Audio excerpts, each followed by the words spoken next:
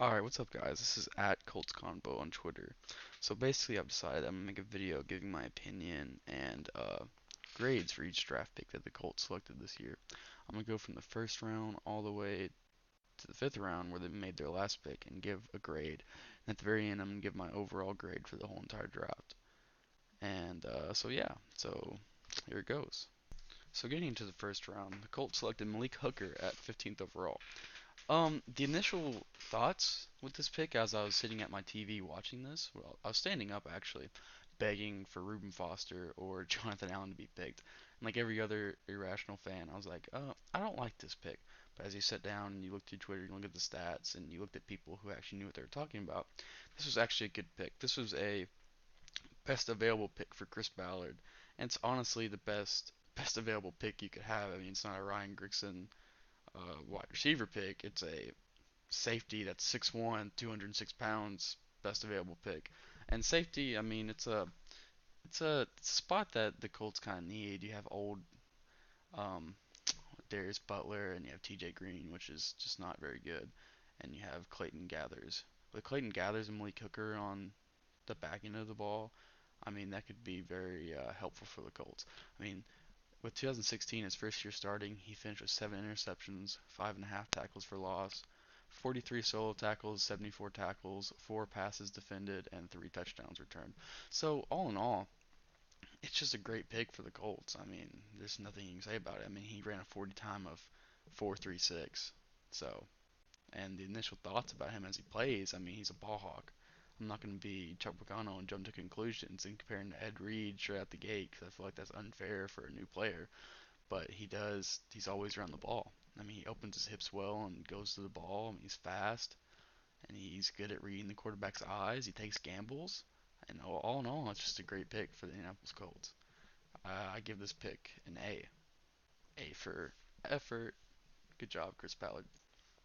Getting into round two, the Colts selected Quincy Wilson from the corner from Florida.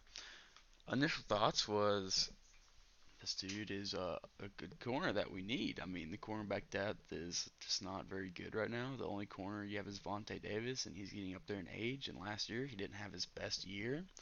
But this is a 6'1 corner, 211 pounds. That gives you immediate size at the corner position that we've been lacking for many years. I mean, it's the it's it's only the second corner we've selected since Ryan Grigson. Ryan Grigson picked one corner, Juwan Smith, and he barely played like 3 games, and then he got cut. I mean, a corner's position you have to pick, and the Colts are feeling the after effect of Ryan Grigson.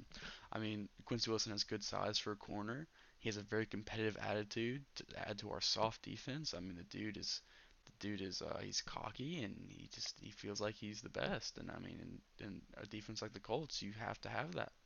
I mean, it's good to have an edge and it's good to be tough. Defense nowadays, you got to be tough. He's great in pass coverage. Sometimes he ruins the wide receivers' routes as soon as they get off the ball because he's got their hands on him. But that's one thing he might have to fix because he still has his hands on him in later routes. And in the NFL, it's just not going to fly too many times. You see him get flags thrown. That'll probably happen sometime this year, and you might have to live with it. He ran a 40 time of 4.54. You might want to see that be a little bit better, but I mean, it's still better than some of the corners we have, and I mean, you'll have to live with it because he's strong, he makes good reads, and he's a pretty decent corner. He finished last year with 33 total tackles, 3 interceptions, and 6 passes defend. So overall, I give the grade a B plus. I mean, it's just a solid pick by GM Chris Ballard. Getting into round three, um, you were thinking, okay, Colts. I mean, we've got the corner, we've got the DBs, we've got two great big DBs, but where's the pass rush? Who's going to rush the passer next year? And GM Chris Ballard finally pulled the bullet on Terrell Basham. I mean, Terrell is a big dude. He comes in with an NFL ready body. You saw him in some of the films. He got off the line. He was very explosive. He has a high motor. He just seems like he loves the sport of football. He gets at it. And but one knock in him that I've read is he's got tightness in his hips. In some of the film that you watch, he was always on the ground. I mean, he's got to be able to fix that in the NFL. He ran a 40 time of 470. I mean, that's decent for an edge rusher. I mean, it's not Myles Garrett speed, it's not anything else speed, but you can live with that. I mean, he's 6'4", 270 pounds. I mean, he's a big dude. He was MAC Defensive Player of the Year. I mean, you can't really go wrong with this pick in the third round. It's a pretty good value pick. I mean, I think it's another best available pick for GM Chris Ballard. He finished 2016 with 75 solo tackles, 3.5 tackles for loss, 27 sacks. I mean, it's a great pick to add to a. I'm not sure where he'll play. I mean, he was a 4-3 defensive end. He'll have to make that switch to 3-4 outside linebacker. If he's able to do that, he might play some defensive end, but I think he'll be playing outside linebacker next year. So overall, it's a good pick by GM Chris Ballard. I felt like there's maybe some other better players still left, but with the pick and with our organization, what best fits for us, I think it's a good pick. So I give it an overall grade of a B. Now with our first pick in round four, GM Chris Ballard selected Zach Banner. Now, initially, like you're thinking, great, good offensive line help for Andrew Luck. And personally, I know people are knocking this pick on Twitter, and some people were knocking this pick, like the professionals and stuff. They get paid to do this, but I'm not paid to do this. I mean, you can't go wrong with an offensive tackle who's 6'8", 353 pounds. I mean, you can teach the fundamentals. You can teach the footwork and you can teach the passing schemes, and he can get better at that. He can get better in lateral quickness and he can get better in his passing drills, but you can't teach 6'8", 350 pounds. He might have to lower the weight some, but he's just massive. He has good upper body strength. He has long arms that help him in the pass protection, and he's able to withstand a bull rush. He does lack being able to block a speedy defender. I went and watched the Alabama and USC film, and he was getting like absolutely destroyed by their outside edge rushers and Kyle Anderson and whoever the other one was, I forgot. But speed kills this dude. He has poor lateral quickness. He has slow feet. I mean, the man ran a 5.5. I mean, but you can teach those things. You can get better. This is definitely a project pick by Chris Ballard. I mean, can't teach 6'8", 353 pounds, but I give him a C plus. I mean, he won't come out of the hill starting, but it adds good depth to a O line that will need it. I mean, you have injuries throughout the year, but he's 6'8". At the end of the day, you gotta love an offensive lineman who's 6'8", 353 pounds.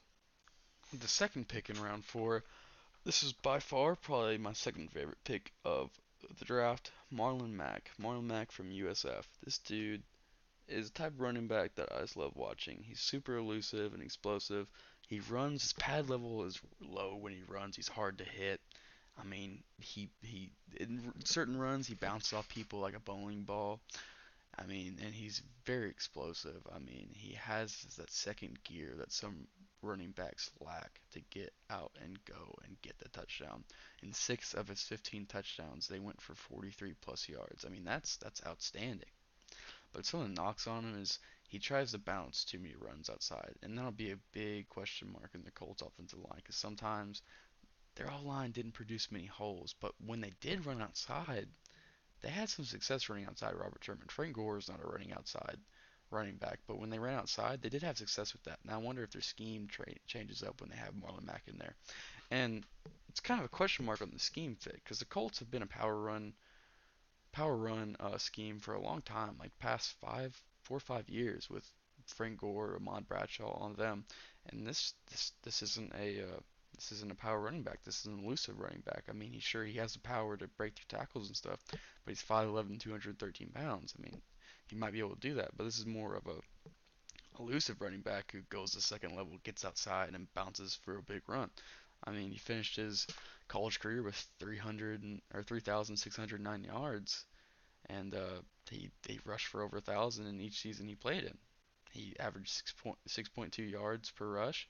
He had 32 touchdowns, and he can catch the ball. He had 65 receptions for 498 yards. I mean, the dude's an absolute stud. He ran a 4.5, 40-yard time. So, I mean, it's a great pick. I mean, I feel like he's a running back of the future. The scheme of running might have to change a little bit, but it's just an overall great pick. I give it a grade of an A minus. I mean, it's a great pick.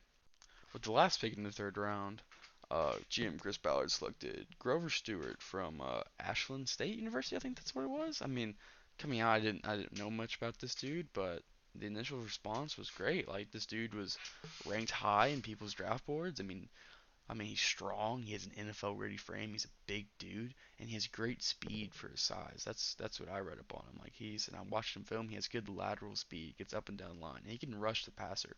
He's a good bull rush specialist. I didn't see many power moves, but he has a good bull rush. I'm not sure where he plays. I think he can play any position. I think he can play the nose tackle, DN, or the three tech. I mean, it's a pretty solid piece. 6'5", 295 pounds.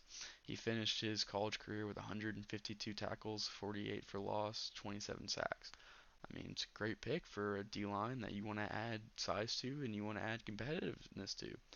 I mean, Chris Ballard does what he says he wants to do, and he's added depth and he's added talent. I mean, good for him. The grade to be. Getting into the fifth round, the Colts selected Nate Hairston. I think that's his name, from Temple. I mean, initial thoughts, he has good size and he's a well-built lower body. I mean, he's a big corner. He adds depth to a corner position that needs it. I think he can come in. He can definitely be the four corner. He's a former wide receiver at Temple who plays with fluid movement in space. I mean, he runs like a wide receiver when he's out there in coverage, and I think converted wide receivers are very good in the NFL. I mean, Richard Sherman was one, and he's turned out to be very good. I mean, but he's only has one season as a full-time starter, just like Malik Hooker. So we'll just have to see. He's 6 foot, 196 pounds. He only started once, and he had two interceptions.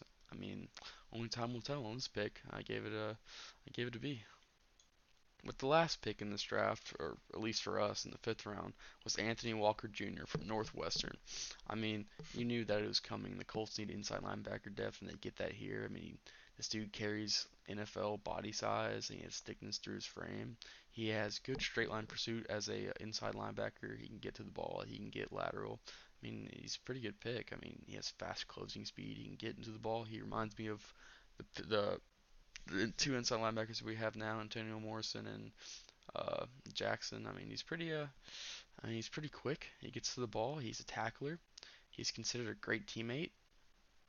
But the NFL projections had him seven round or undrafted free agent. I don't know why. The Colts picked him at five. Maybe they saw something that other teams didn't. But I saw him up on other people's draft boards. So I mean, he ran a 4.65. That's pretty good speed for inside linebacker. He's 6'1", 238 pounds. He finished the year with 62 solo, 105 in total, 10 for loss, 2 sacks. Overall, I think it's a good pick for an inside linebacker group that needs depth and needs talent. Overall, I give it a B minus grade.